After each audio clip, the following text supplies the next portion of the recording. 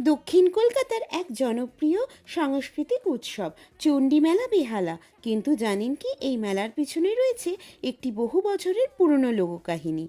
লোকমুখে শোনা যায়, বেহালা জমিদার পরিবারের সদস্য শ্রাবণ রায়চৌধুরী এক রাতে স্বপ্নে দেবী চণ্ডীর দর্শন পান। স্বপ্নে দেবী নাকি তাকে নির্দেশ করছেন, আমার পুজো শুরু করো, এই ভূমিতে আমার স্থান হবে। এই স্বপ্নাদেশকে তিনি সত্য বলে মেনে নেন। পরের দিনই পরিবার ও পুরোহিত নিয়ে শুরু হয় চণ্ডী পুজো। শুরুতে ছিল ছোট পুজো, আর আশেপাশের প্রতিবেশীরাই ভিড় করতেন দেবীর দর্শনে।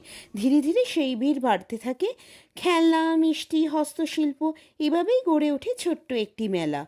আর আজকের সেই ছোট মেলায় বিশাল রূপ নিয়েছে এক বার্ষিক উৎসবে। আজকের চণ্ডী মেলা বেহালা।